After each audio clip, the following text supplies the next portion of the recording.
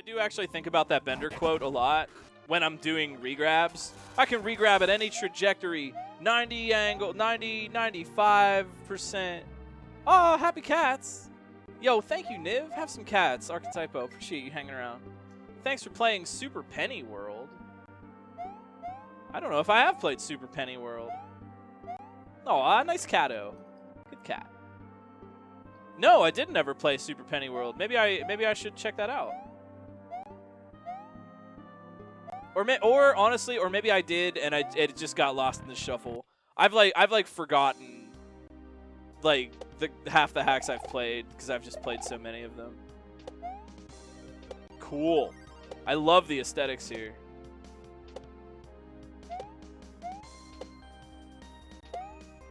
Wait, what?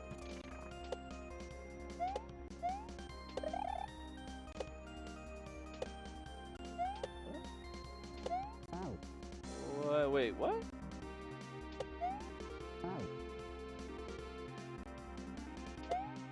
Oh, nice remix. I like that. That's cool.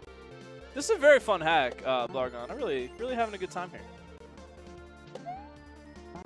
Third Wall claimed it for moderation, or else I could approve it, but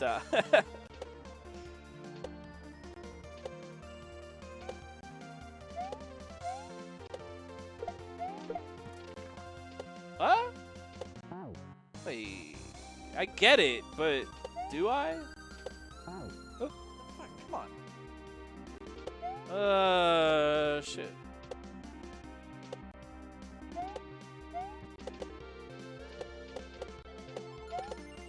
Okay, just gently drop.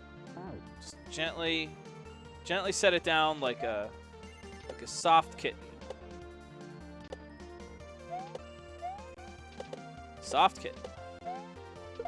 Soft kitten for the win. Soft kitten. Whoop.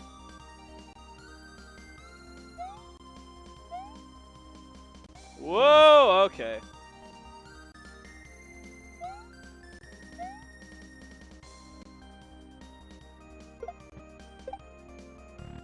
There we go. Ah. The heck am I looking at?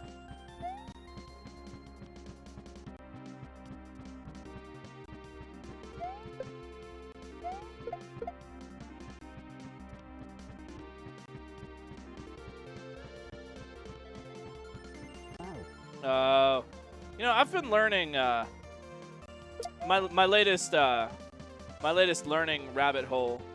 I've been learning more about the California Gold Rush in the middle 1800s. The 1849, the 49ers, the minor 49er. That's from the California Gold Rush, and I think it is absolutely fascinating. I am really having a great time learning about California Gold Rush because it's really wild to think about. Like, oh, you go back here with it, and then do what exactly? Wait. What? Huh? I'll figure it out. Yeah, California Gold Rush. Okay, so I assume most of you are familiar with the general gist of it. You know, gold were discovered in California, and so everybody rushed out. But I've really been thinking about it, like, in terms of historical context. Yeah, California history is very interesting in general. So think about this, right?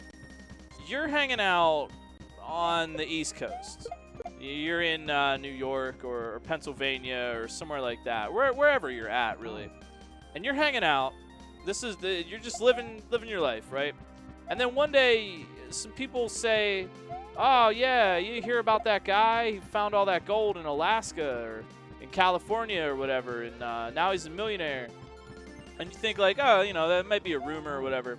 And then it starts to become true, you know? It really was true. And so the fact of the matter is that here you are in the East Coast, and there is wild anarchy land just out there in California. Because anything out there, a couple of outposts, a couple of people You know, it was the native land, and the resulting horrific acts are horrific, and that's not what I'm focusing on right at this exact moment. Just I want to acknowledge that that was a tragic element of the history. But here you are, and you hear, okay, well, out there in California, they have gold, and you can just go and pick it up. That's so wild. Like, consider a modern equivalent. Consider a modern equivalent of asteroid mining, asteroid belt farming. Let's say the year is 2049, and technology has advanced sufficiently to where, like, you can just, like, get a space van. You know what I mean? You can cruise around in space, get a space van, and, you know, take a trip to the moon or whatever. You can kind of fly yourself there, or hook up with a bunch of people who are also going to the moon and kind of do a little caravan thing, do a little ride share, whatever the case may be. But let's say the year is 2049, and you hear that there's 1 million asteroids out there in the asteroid belt, and they all have they're all literally made out of precious minerals and gold and materials. All you have to do is fly out to the asteroid belt, and it's yours. Scoop it up. It's all yours. But it's going to be like a 6-month journey. It's really super dangerous. You also might die in crap. And there's a ton of other people that are trying to do it. Would you? Would you? If you and your friends or you and your family could load up a ramshackle space van and begin the 6-month journey to go out to the asteroid belt, and if you get there, you might be able to make it back home a freaking millionaire. You might die. You might die. You definitely might not make it. Old crazy Uncle Charlie died it and tried, and he didn't come back. They sent him back in a space body bag, right? But you know, it's only like $4,000, and your craft it'll do the job, right? It'll get you there. You know, it's not the best secondhand. You know, you gotta get secondhand gear or whatever. Maybe you're not as, you know, you don't have the money, so you gotta pick up a space van secondhand. But you know, it'll get you there. Just assume that all the problems are solved, right? You know, just the idea that, like, would you decide to take the dangerous 6-month voyage in your space van with like 12 other people to go out there and try to mine an asteroid? Because that's pretty much what the California Gold Rush was in 1800s terms. You know what I mean? And I think that's goddamn fascinating. I'm sorry to go off about the Gold Rush, but it's been my educational muse lately. Yeah, right? Sometimes you can just find it on the ground. I don't know what to do here. Let me just say, I don't really know what to do here. I presume this is the way to start it, but from this point, I don't really get it. It seems like I want to give a shell to the yellow Koopa down there, so it'll turn into a disco so I can cross the gap. But I, once again, don't know how to do that. Yeah, I'll take a hint. Let me. And yeah, the personal hazards in space. It's just, I guess, the space thing is just kind of a thought experiment, just to like illustrate like what that would really be like for people that had to do that. In my analogy, I'm just assuming that the general big hazards of space travel have just been magically solved by some kind of science. You know, it's still dangerous, but you know, you can load up your rickety space van and make a play to try to get out there. And the idea being like the whole notion of, if you make this arduous 6-month voyage through really dangerous territory where you definitely might die, maybe, if you're lucky, you will have a chance to go somewhere where you can just literally pick money up off the ground and keep everything you find. And that's interesting, right? That not often in history do people get that kind of option in the first place. And the way that all played out historically is fascinating to me. It follows a cycle of Gold Rush. Like, you could really say that there's like a Gold Rush cycle. You know, Twitch is kind of a Gold Rush. You get there, so you hear about it, you leave, and you're one of the 49ers who got out in 1849 into like California territory and like the Bozeman Trail and stuff, looking for gold. And you get out there only to find out that 1,000 people beat you to it. that people have already been doing this. And so you get out and you heard, well, all you got to do, I mean, the rivers are literally paved with gold. You just go out and scoop some up. And so you just spent 6 months traveling through harsh terrain in a goddamn covered wagon, only to find out that when you get there, people already beat you. And now you got to dig. You got to do the tough stuff. You got to scrape for the leftovers because 1,000 people already got there, even though you were early. And that was the situation that the Miners 49er found themselves in. You know, and some got rich, some didn't get rich, and it came down to luck.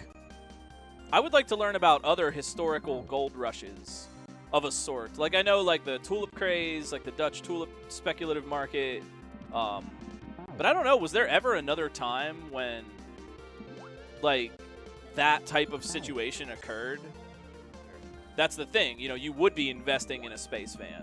You would take $4,000, buy a space van, and well, I guess for inflation, you know what I mean. Take $10,000 and buy a space van and provisions to last you for 6 months, so that maybe you could make the journey to the magic space rock. But yeah, that's the way. Give it back. Ask them what they want. Do the one thing that our ancestors do a thing that our ancestors failed miserably at.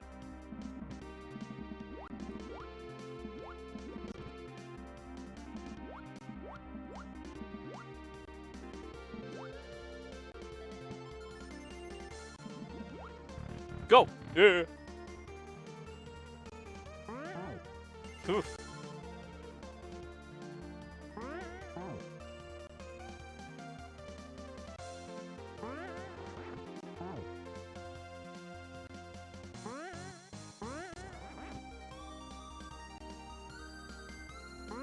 Oh, cool. Oh, that's really cool. All right, this is a cool hack. I really like this. Good stuff. Weird.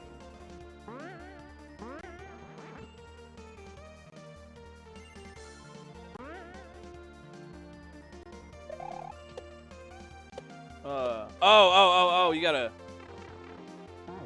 Oh, you gotta take damage on him, alright.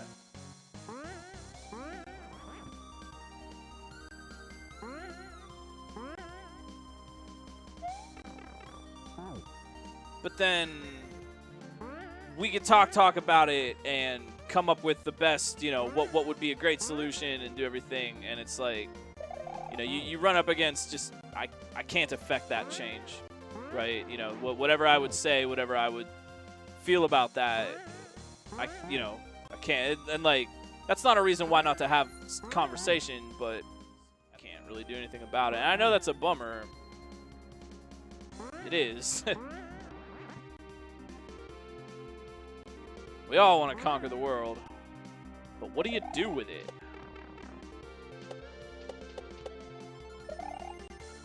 Oh! Look at that, dude. On the nose.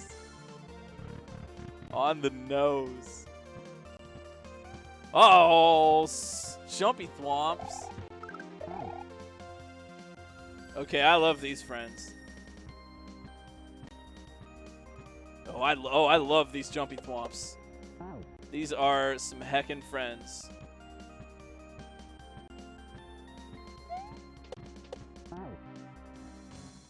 It's too grumpy.